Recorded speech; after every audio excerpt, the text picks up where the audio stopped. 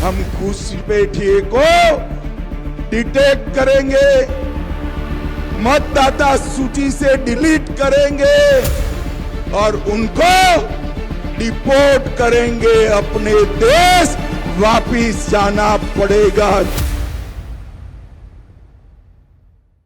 नमस्कार, आदाब, सत श्री अकाल, जय भीम, जोहार। मेरा नाम है नवीन कुमार। मोदी जी और उनकी प्राइवेट लिमिटेड कंपनी घुसपैठिया बिहार में खोज रही थी और वो इनके सिरहाने बैठे हुए। फरीदाबाद से दिल्ली तक घुसता हुआ मोदी शाह की नाक के नीचे आकर बैठा हुआ था। अमित शाह और नरेंद्र मोदी घुसपैठियों की छोड़ी हुई हवा सांस में घुसेड़ रहे थे और उन्हें हवा तक नहीं थी।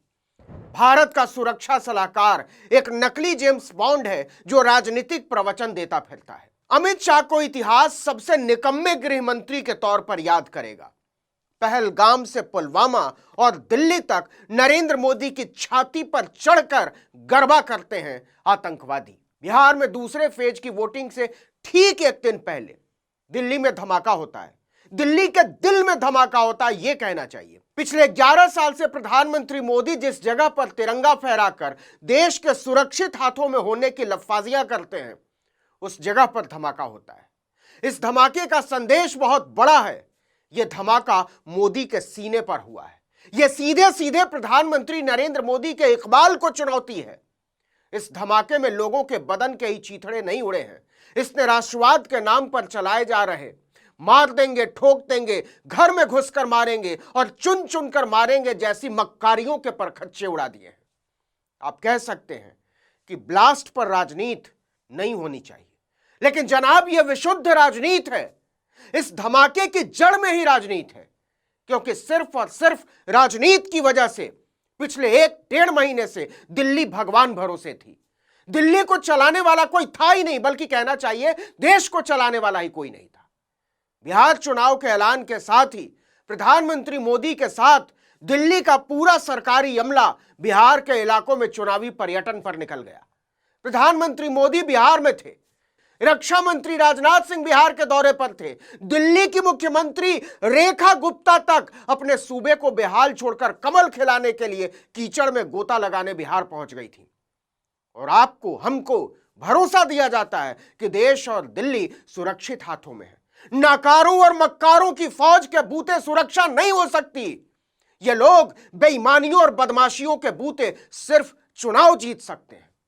यह तो गनीमत है कि बिहार में दूसरे फेज के लिए चुनाव प्रचार खत्म हो चुका था, नहीं तो मोदी सरकार का एक मंत्री दिल्ली में नहीं मिलता। दिल्ली धमाके के फौरन बाद प्रधानमंत्री मोदी एक शोक संवेदना का ट्वीट जारी करके छुट्टी पा लेते हैं। एक आतंकी घटना पर पूरी कांग्रेसी सरकार को सवालों के तीरों से बींध देने वाले नरेंद्र मोदी के सीने पर ब्लास्ट होता है और चेहरे पर शिकन तक नहीं आती। धमाके के दूसरे दिन देश के निकम्मे प्रधान की दिनचर्या की शुरुआत बिहार चुनाव के दूसरे फेज की वोटिंग के लिए प्रेरणा संदेश जारी करने के साथ होती है। इसके बाद दूसरे ट्वीट में वो अपने आलिशान उड़न खटोले के साथ मुस्कुराते हुए तस्वीर जारी करते हैं। कहते हैं, दिल्ली वालों अपना अपना देख लो, हम तो चले परदेश भूटान नरेश के जन्मदिन के जलसे में शामिल होने। सोचिए कि देश शोक में डूबा हुआ है और देश का प्रधान बर्थडे मनाने फुर्र हो गया। क्या इससे बड़ी बेशर्मी कुछ हो सकती है? जरा सोचिए कि आपने किसको प्रधानमंत्री चुना है।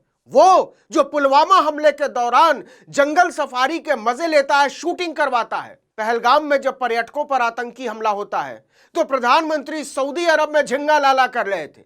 दिल्ली धमाके से पहले मोदी जी बिहार में चुनावी दौरा कर रहे होते हैं। धमाके के अगले ही दिन बर्थडे पार्टी के सेलिब्रेशन में शामिल होने रफू चक्कर हो जाते हैं। फिर भी आपको भरम में रखा जाता है कि देश सुरक्षित हाथों में है, लेकिन इसे मानेगा कौन? देश की आंतरिक सुरक्षा के लिए जिम्मेदार होता है देश का गृह मंत्री। हमारे देश के गृह मंत्री अमित शाह धमाके के बाद अस्पताल में भर्ती घायलों से मिलते हैं, धमाके वाली जगह जाकर मुआयना करते हैं और देश के नाम संदेश में कहते हैं कि सूत्रों के मुताबिक धमाके में 8 लोगों की मौत हुई है। जी हां, देश को पहली बार ऐसा गृह मंत्री मिला है जो अपने आधिकारिक बयान में सूत्रों का हवाला देता है। समझ नहीं आता है कि वो देश के गृह मंत्री हैं या किसी टीवी चैनल के संवाददाता। गृह मंत्री धमाके की जानकारी के नाम पर जनता को सूत्रों का सिरा थमा देते। लगाओ अंदाजा, 2-3 दिन बाद कोई तड़कती फड़कती कहानी पेश कर देंगे। सूत्र के नाम पर तो मनोहर कहानियां वाली क्राइम थ्रिलर स्टोरी का पूरा प्लॉट लिखा जा सकता है। गृह मंत्री जी वही कर रहे हैं। यही होता है जब किसी चुनावी चौकड़ीबाज को देश का गृह मंत्री बना दिया जाए। अमित शाह चुनावी चौकड़ीबाज ही तो हैं जो पार्ट टाइम गृह मंत्री के रोल में आ जाते हैं। बीजेपी खुद उन्हें अपनी पार्टी का चाणक्य बताते नहीं थकती। अमित शाह अपनी कलाकारियों और कारगुजारियों के बूते चुनाव जितवा सकते हैं, देश की सुरक्षा की जिम्मेदारी नहीं उठा सकते ना। इस बात में अब कोई शक नहीं रह गया है। देश की आंतरिक सुरक्षा की जिम्मेदारी निभाने वाले एक और जेम्स बॉन्ड है, नकली जेम्स बॉन्ड, अजीत डोभाल, राष्ट्रीय सुरक्षा सलाहकार। 80 साल की उम्र में भी इस फर्जी जेम्स बॉन्ड को मोदी सरकार ने काम पर लगाए रखा है या मोदी सरकार को खुद डोभाल ने काम पर लगाए रखा है, कोई नहीं जानता। उनके रहते हुए पुलवामा होता है, पहलगाम होता है, दिल्ली होता है, उरी पठानकोट होता है, लेकिन इनकी ऐश मौज पर कोई आंच नहीं होती, कोई जवाबदेही को लेकर सवाल नहीं पूछता। डोभाल को लेकर सिर्फ 30-40 साल पुरानी जासूसी उपन्यास सरीखी कहानियां तैरती रहती हैं। उन्होंने मोदी सरकार में रहते हुए क्या तीर मार दिया, इसको लेकर एक कहानी नहीं मिलती है।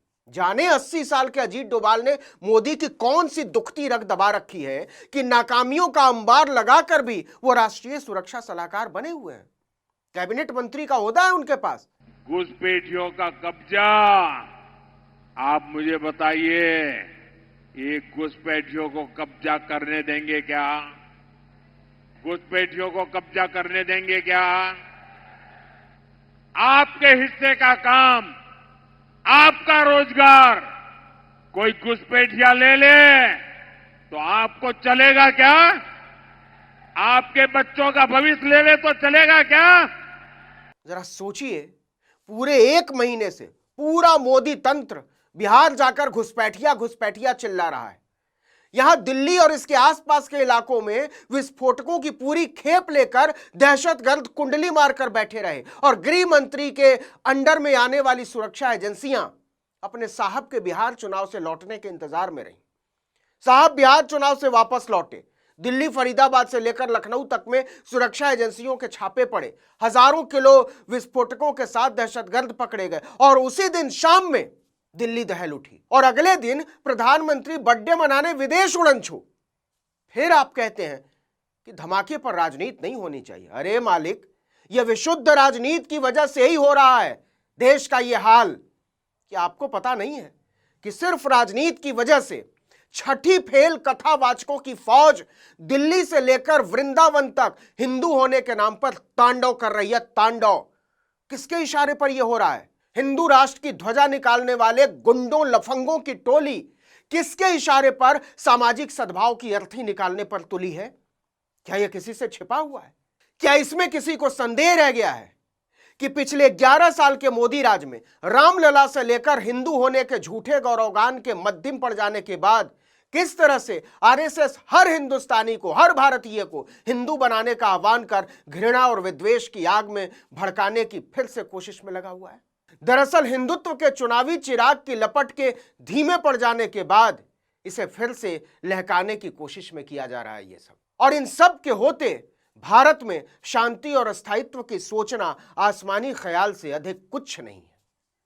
इस वीडियो में इतना ही, लेकिन अगर आपने आर्टिकल 19 इंडिया को अब तक सब्सक्राइब नहीं किया तो फौरन कर दीजिए, बेल आइकॉन दबाइए, घंटी जैसी आकृति लाइक कीजिए और कमेंट करके बताइए हमारा वीडियो आपको कैसा लगा। हमारा ट्विटर हैंडल है आर्टिकल 19_इंडिया और मेरा ट्विटर हैंडल है नवीन जर्नलिस्ट। नमस्कार।